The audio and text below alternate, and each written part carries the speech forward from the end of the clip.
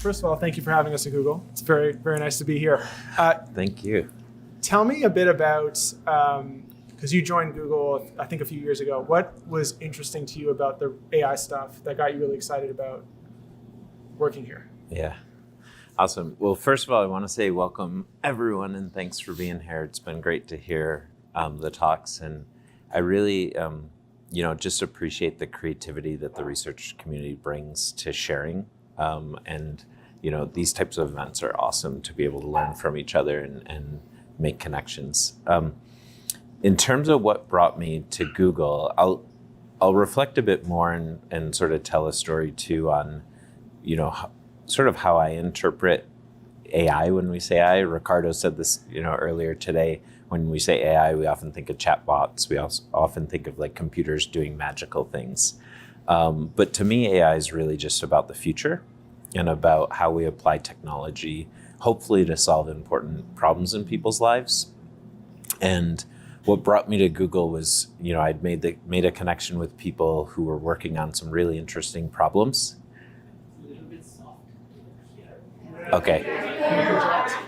I'll speak up. Thank you for calling me out in the audience. What brought me to Google is I'd met some people who were working on some really interesting people problems, trying to apply technology in ways that would improve people's lives. And at the time I had been working at Instagram and Facebook, also working on really important problems, for the customers and users that we had, but wanted to grow and evolve myself, both as a researcher, and a people manager. So made the jump over to Google 4.5 years ago, just maybe 6 months before the pandemic, changed all of our lives and changed the tools that we use to get our research done and our processes, and have a lot of learnings along the way.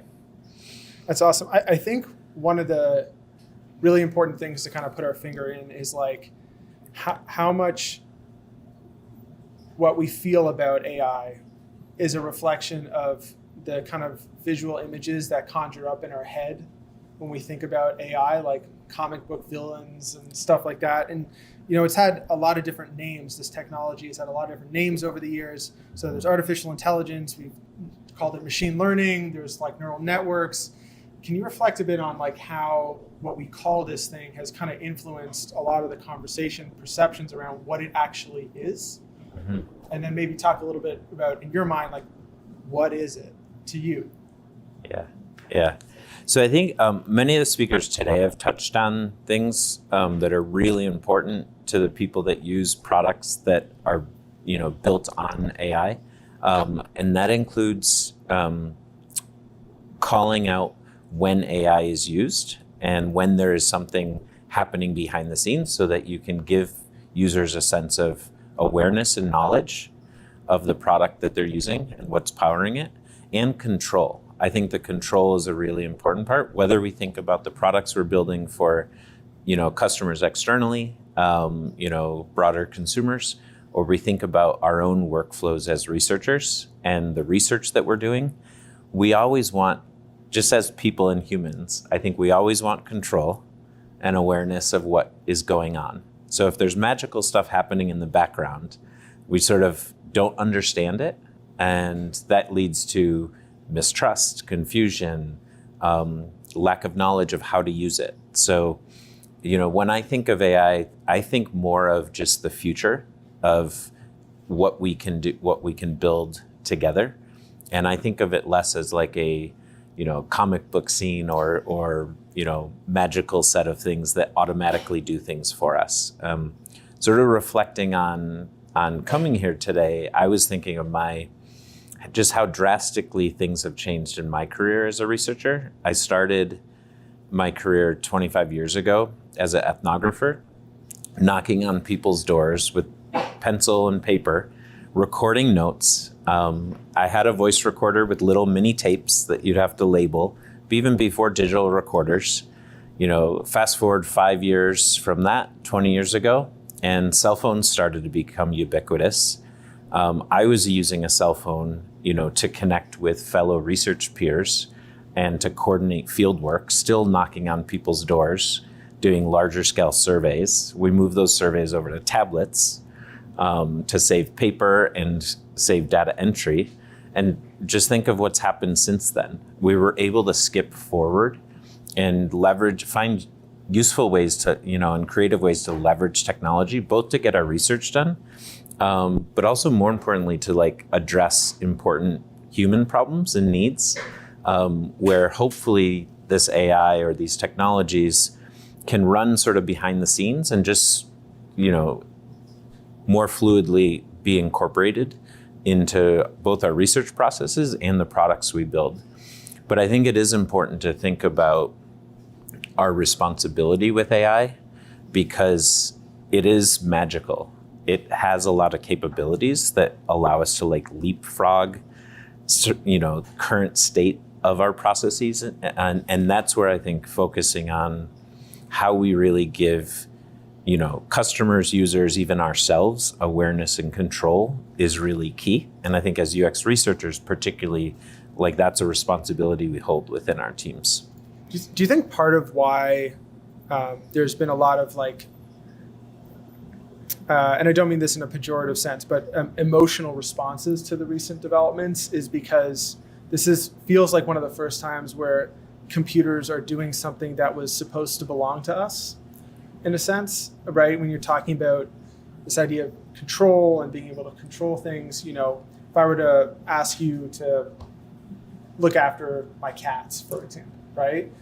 I feel a sense of control, right? Because I trust you, but you're also a human being, right? There's really nothing that guarantees that. And yet, when we think about how we're interacting with these AI systems, we want that certainty that it feels like we have maybe with humans, but maybe we don't. Yeah. I'm just trying to reflect on a little bit about how our perceptions of how a machine should work versus how a human should work.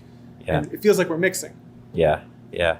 No, I think, if you ask me to watch your cats, I'll watch your cats, and you'll probably trust me more than a computer because I'm accountable. You have someone to go to. If the computer loses power, probably not the computer's fault or whoever wrote the program. But I think one thing Ricardo was reflecting on this morning was sort of the hype around a lot of the technology. And I think the hype's good. I think there's a lot of excitement about where we can leapfrog today.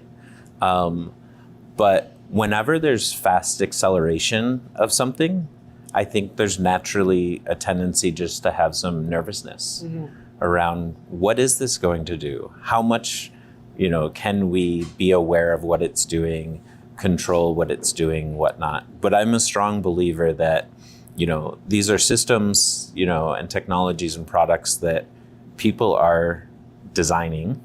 Researchers are plugged into helping define what user problems we're solving and addressing with them, and also where the opportunities are for us to build awareness, build an understanding of how to use. Some of the examples in the presentations today showed how, I think it was maybe in Lisa's presentation, showing how you could put notes where AI was used to fill something in. And then there were some other presentations showing where you could put disclaimers, giving people a sense that this may not be correct.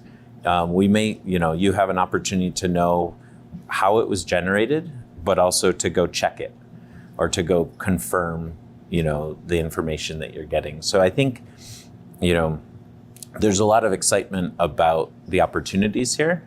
And I think that excitement can be sort of, can be addressed, and the concerns with it can be addressed through really thinking about how people are interacting with this and what sense of control and trust they build with it over time. I think our friends at User Interviews did a survey, and it said, which I was kind of blown away, but 77% of surveyed researchers were using AI in their practice, which, to me, just judging by, again, what I was seeing on LinkedIn, I saw a lot of posts of it's flat out unethical to use ChatGPT for any part of your analysis because of X and Y and Z reasons. And it felt like there was this conversation happening in the public spaces that seems, based on that and some other, even just the quick show of hands we did earlier today, seems extremely disconnected from the individual's choices that are being made in the practice right now. Does that kind of tell us anything about the way we're talking about and engaging with this technology? Because that seems like the conversation that's happening in the public is not so great, but we are actually quite curious about it and trying to do things with it. Yeah. I mean, I think, if you think of what a researcher's job is, and I often talk to, team members about this and people I support on our team, it's a complex job. If you think of the workflow end to end, you need to design the study, you need to do all the operations for it, you need to pick which tools to use, which vendors to work with. It's not just go talk to customers and pull the insights out for the next meeting or the next product review. And I think as researchers, we're often problem solvers. We want to dissect what are the steps in our own workflow and what can I do to make it easier to get through the pain points. And that's where there's a lot of great examples where the application of AI within current tools and processes that we use, and then all the new ideas, that people are coming up with, are helping us improve our workflow and be more efficient. So I think because of how complex the research workflow is, whether you're at a small startup or at a bigger company with a large team, all of our teams and individuals are resource constrained. It's a very complex end-to-end process to run a research project and deliver those insights to a product team or in a review. And I think we're always continuously looking for, solutions to minimize those pain points and speed things up with high quality. That's where I think, there's probably that, nervousness of, can I use this tool for summarization, of my research insights? Could I use, a tool to help me pick out key quotes from videos? And to me, it goes back to awareness. How does it work? And how do I have control? If we can build those two things in, I think it can sort of, temper down the anxiety or potential distrust of the outcomes, that one's getting. It sounds like you're not very concerned that the machines are going to replace us as a job, rather augment our capabilities for the most part. Correct. I think there's, and if you look at the past, 20, 30 years plus, even some of the talks today went back, 100 plus years in technology development to the beginning of the car. Technology leaps, I think generally, time has taught us that technology leaps have allowed us to do things better as humans and as society. And, when computers came about, people often said, oh, this is going to help with leisure time. Like, we're all going to have a bunch of time off. Maybe we'll have 3-day work weeks or, less time. Did that happen? I don't think so. I think what I'm optimistic about is technology and sort of the future of our work allowing us to do less of the work that we don't enjoy. Coding hand transcribed interviews. We don't have to do that anymore. Did I enjoy that? No. Do I miss it? No. Those are the types of things, so think about your workflow, think about how you spend your time. There's so much opportunity in us being as a research community. Think about, how do we spend more time on sharing our insights out and getting feedback on our insights and, aligning XFN and different team members on things. Think about all the time you could spend on that if some of these research processes were more automated or were simpler. Can you, when you think about the research practice, obviously we have lots of, let's just call them activities, right? Recruitment's an activity, writing a report's an activity, talking to a user is an activity. How do you think about what stuff is higher risk to bring AI into, or maybe let's flip it. What's more helpful to bring AI into, and just get her in there right away, versus what stuff we need to be way more cautious about including, and allowing it to take part of the work. Yeah. I mean, the first things that come to mind are things that save us time, so that we can focus on the things that are harder and more complex. Socializing insights, getting feedback on those first version of insights, and working cross-functionally to land them in the right place so that they can have impact. So I think anything that's time savings, that's sort of like low-hanging fruit, and things where I think we will naturally lean into the new tools and capabilities, that we're building into our steps and workflows, to save time. I think the things that we're probably, and speaking personally, more hesitant to do is have something think for us and sort of tell us what the final insights are. We may want help combing through, dozens or hundreds of pages of insights, or a long history of slide decks and things that we don't have time to go through, and really understand and distill. But I think naturally, we want checks and balances, and we want sort of visibility into that process. So being able to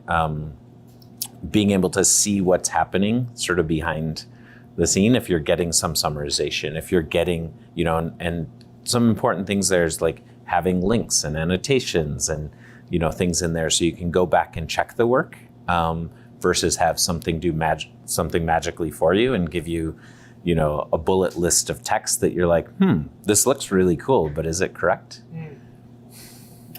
Yep. Well, so this comes back to an interesting question. I think some of the more popular, recently growing AI tools for researchers focus on synthesis related activities. So obviously some related to coding, but some just bring the blob of sticky notes and this is what it means. Yay or nay? I think we should be trying it and seeing, what works, for each of our individual use cases and teams, and, being able to share feedback, with people that are building. Hopefully we're building this within our teams. I know, depending on what type of company you're at, there may be different levels of resources, but I think that's why a community like this is really important, to be able to share learnings, share tips, share the ups and downs that we have in testing and trying out new things. That's the way we're going to get it better. I think, one thing I think it was related in that survey that you mentioned is the comparison of sort of researchers and engineers using AI in their workflows. Yeah. And engineers is just, it's a big community. Let's be honest. That's great. We need a lot of engineers to build great products. But engineers are really great at sharing what's working and what's not working. Right. If you think of Discord, if you think of other platforms, that sharing is super important to advance our field. And I think the more we can share openly about what's working and what's not working, we'll be able to accelerate, this work together. Yeah, I mean, just thinking back to putting this program together, I was trying to think of where to go, and I was basically just reaching out to people that I knew were running teams that were working on this stuff, because I had no idea what has been figured out. And also internally at different teams, especially I think if you work at a larger team, and maybe this is true at Google, right? Something is figured out and socialized within the team at Google, and then it stays within those walls sometimes, which is awesome if that's where you're working. But everyone else is kind of repeating and trying to figure out those learnings on their own. Do you guys publish stuff? Is there other places where you've seen people sharing this information in this way? Yeah. So I think, like all companies, we don't share proprietary stuff that we're building, but, I'm always a big advocate of us contributing to the field, through conferences, through writing. And I think one key example is we work a lot with third-party vendors and tools. previously at Instagram, at Facebook, and helping build up and grow our UXR tools teams. And something I really lean into at the beginning is what is our relationship with the third-party tool, service or company, and how flexible are they in helping us, in taking our feedback to try to iterate and build on the tool over time. And that's where, we always contribute feedback, and I contribute it with the hope that others will benefit from that as well, because they're working on similar problems. We don't have magical internal tools that give us a 3-day work week in our, and give us all this extra time back. Not yet. If we do, it'd be great. Looking forward to it. Okay, let's project out forward a little bit, and then we'll go to some questions from the community here. But I'm sure you've been thinking a lot about what things change, what things stay the same with our practice as the stuff is developed. You've been very close to it. Can you kind of project forward whatever number of years you feel comfortable to kind of say, like, this is what the research practice could look like in 5 or 10 or whatever number of years as this technology matures and becomes more a part of how we work? Mm-hmm. Yeah, that's a tough question. I don't have, it's, if I'm able to forecast the future, I'd have a lot of great answers for many things. But some things that I aspire for or hope that happen in, 5 years plus, and I'm wearing my hat here thinking about being a embedded UX or product researcher on a cross-functional team, is I think there's a lot of opportunity, with the advancement of our practice, and that advancement is sort of what I think of AI as, to help the people we work with, engineers, data scientists, marketing, product managers, designers across the board, understand the role that we can play as researchers in helping them clearly define what people problems we're working to solve together and get close to the insights. So you talked, about LM, AI summarization or LM summarization of insights. Imagine a future where our collaborators have access to our insights, but can work with us to get closer summarization to specific questions they have. Not fully self-service, because I think there needs to be some context and not just a magical output of what the insights are, but just closer to the raw data and closer to the steps and processes that we bring to really deeply try to understand the customers and people we're building for. And I think that's a big opportunity, because I think we naturally are heads down in our own focus areas, and similarly, like, we as researchers probably don't understand enough about the engineering processes and full stack of what they're building and what constraints they're under and what they're doing to try to bridge a connection to the team's goals. It's a great answer. Thank you, Pete. Round of applause for Pete. Thank you.